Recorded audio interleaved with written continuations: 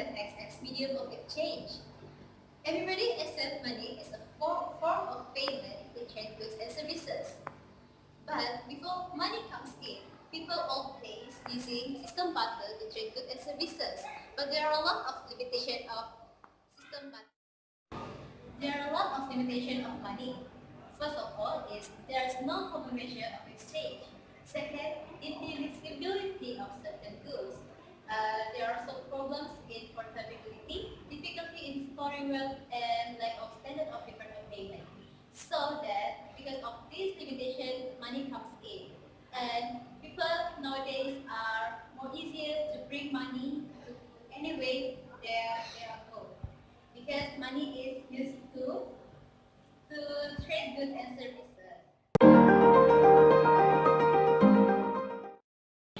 Okay, now let's talk about the characteristics of money. First, it's acceptability. Acceptability, which means it is widely accepted as a medium of exchange. People around the world using money as a payment to trade goods and services. Characteristics of money is durability, which is able to keep for a long period of time, which means it is not easily discomposed, degrade, or exchange its form. Gold, silver, nickel, it is a very extremely durable material, unlike agricultural produce such as vegetable, which is easily to perish. Okay, the second characteristics of money is divisibility, which is able to divide into a small unit. For example, 100 ringgit can be divided into 50 ringgit, 20 ringgit, 10 ringgit, and 5 ringgit, and so on. 20 cents. Characteristics of money, which is the fourth characteristics of money. It is portability or transportability, which means it is easy to carry around. Money such as gold and silver, which is used by old days, it is not easy to carry because it is too heavy. But nowadays, paper money is used by most of all people. Because if you want to trade goods or services, we need to bring money. And paper money is the best way, the best material to carry to trade. Okay guys, now let's talk about the functions of money. First of all, the function of money is as a medium of exchange. It is widely accepted as method of payment. Buyers are confident that sellers cashier will receive their money as method of payment, and sellers who are willing to let go of their goods for the exchange of money. The second functions of money is as measure of value and as unit of account. It is a yardstick to measure all goods and services. For example, in Malaysia, it is quoted that it can be measured in RM and cents, which is this function is absent in system barter. Through money, people can be able to compare market value on different goods and services. As a unit of account, it allows people to keep accurate financial reports and easy to calculate profit and loss. Okay, the third function of money is to store value or wealth. It allows people to sell and buy goods at different time and at different places. It can be used as our consumption until the future. Money is the most effective way to maintain value rather than holding perishable items. For the last functions of money, which is as for standard of deferred payment, which is a benchmark for starting future payments for the current purchases, which mean people can buy now and paying later. For example, a contract of car loan. People can get loan to buy car now and pay back the loan as deferred payment. Okay guys, now let's move on to supply of money, which is there are three, M1, M2 and M3. M1 is narrow money, which is transaction money, or money can be directly used for transaction. They are consist of two, which is currency and checkable deposit. Currency is contained of coins and paper money, and also known as fiat money. The second one is M2, which is M1 and new money, and is a broader and less liquidity of the supply of money. It is for the store of value and part of our wealth. It is consists of M1, saving and fixed deposit, NIDs, NCDs, B&M certificate, repos, and foreign deposit in B&M. Okay, the last one is M3, which is a broad money. Broadest institution of supply of money with the lowest liquidity. It is used to estimate the entire supply of money within an economy. It is consists of M2, saving and fixed deposit, NCDs, and repos in other financial institutions. Now, let's talk about central bank. Central bank is a semi-independent government authority that provides financial and banking services for its country's government and commercial banking system. Not only that, it also conducts monetary policy.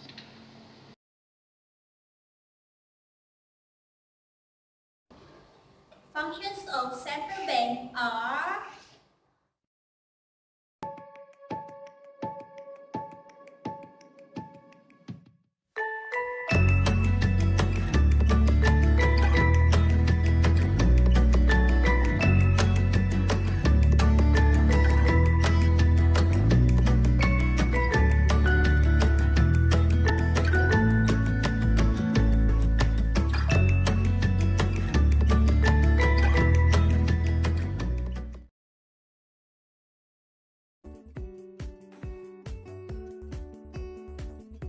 So, commercial bank is a firm, a profit-making institution with charter from the government to engage in the business of banking.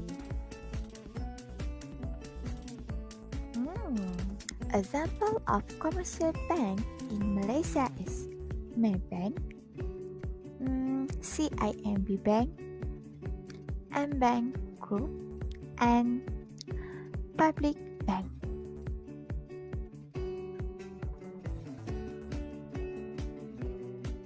What is the function of a commercial bank? Now, the first function of commercial bank is accepting deposit. Accepting deposit in the form of current, saving, and fixed deposit. Deposit from customers as fund for banks. There are three types of deposits. First is current and demand deposits, second is saving deposits, and the last one is fixed or time deposit. the second is providing loan and advance. The type of loan provided is housing, car, business, and personal loan. Next is three ways bank give loans.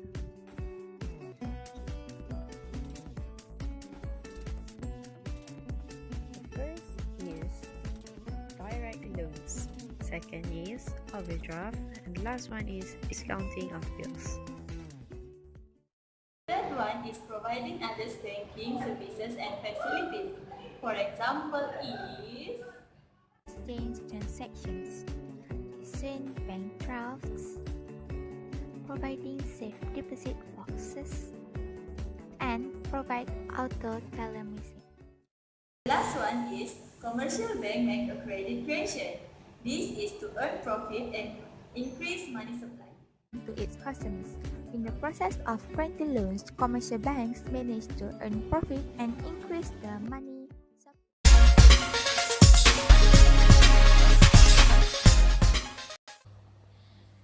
Credit creation is the process where a small given deposit will lead to a greater increase in money supply of the company.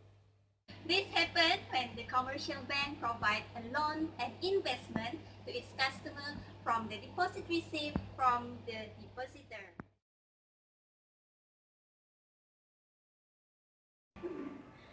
Let's say Enchanted man has a cash of RM1000 and he deposited it into his current account in Bank A. If Bank A legal cash reserve is 10%, then Bank A will keep 100 as their cash reserve.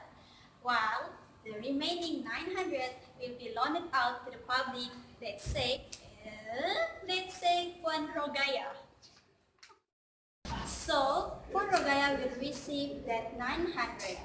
Then, he pays the money to someone who then will deposit the money to Bank B. Then, same process will recur, where 10% of it, which is RM90, will be kept as reserve, and then the other amount of 810 will be loaned out to the public, let's say, and check Idris. The process will continue until the excess reserve is zero. Process in balance sheet, you will get it more clear. Okay, so this is the balance sheet. Like I said just now, check month deposit RM 1000. So 10% of it, which is cash reserve, RM 100, and then the rest will be loaned out to the public, RM 900. Let's say Enche Krisman deposit it in Bank A. Okay, Bank A. So in Bank B, the person who received the amount of 900 from Panrogaya and deposit it in Bank B, which is RM 900. The amount of loan before become the deposit in Bank B. 10% of cash reserve, which is RM90, and the rest become the amount of loaned out to the public, which is RM810. Then the process continue from person who receive amount of money from Check Idris and then deposit it in Bank C, which is RM810. Then cash reserves 10% is RM81. Then loan it out RM729. So this process will continue until the excess reserves equals to 0.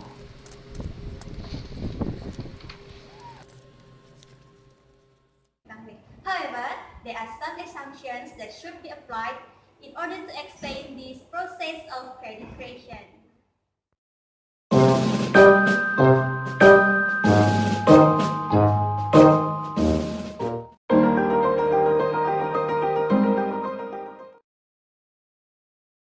Banking is a system based on the principle by using Islamic Sharia to achieve objective of an Islamic economy. There are 5 types of Islamic banking product. The first one is Al-Wadi'ah, Al-Mudarabah, Al-Babitaman Ajil, Al-Musyarakah, and Al-Ijarah.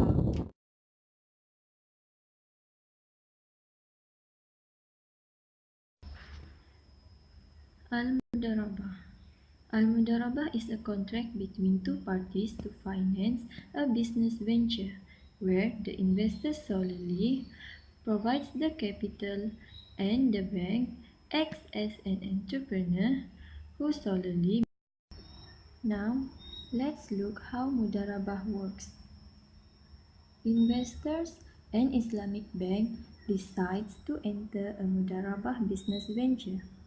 In this case, the investors will invest capital investment required to the venture where Islamic Bank is responsible for providing management and expertise subsequently. If the venture is successful and generate profit will be shared between both parties according to mutually agreed ratio.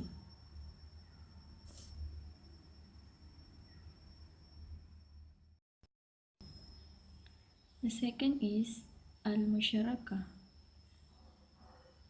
Al-Musyarakah is a partnership arrangement between two parties or more to finance a business venture, whereby all parties contribute capital either in the form of cash or in kind. Al-Musyarakah commonly used for the purpose of financing of fixed asset, for example, house financing. The buyer wishes to purchase a house who do not have adequate funds. He approaches the bank who agrees to participate with him in purchasing the required from seller. 20% of the price is paid by the client and 80% of the price by the bank. The bank owns 80% of the price, while the client owns 20% after purchasing property jointly.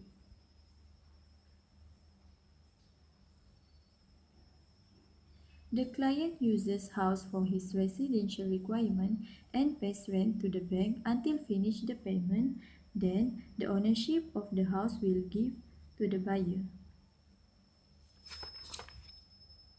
The buyer will purchase as agreed until the end of agreement. So, al-ijarah. Al-ijarah is a leasing contract whereby a lessor or an owner leases out an asset or equipment to his client at an agreed rental fee for a predetermined. So, there is a customer, an Islamic bank,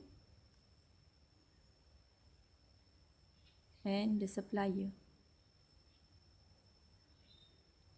In this case, the customer approach is the bank with the request for ijarah financing. The bank purchases the item required for leasing and receive title of ownership from the vendor. Then, the bank makes payment to the vendor. The bank transfers the asset to the customer in return.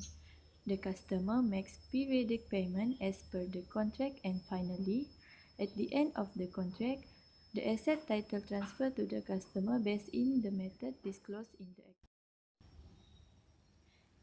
Now, al-bay bitaman ajil.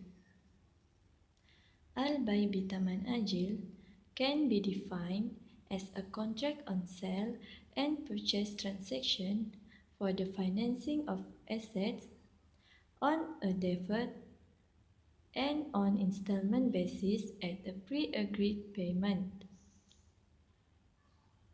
The sale price includes a profit margin.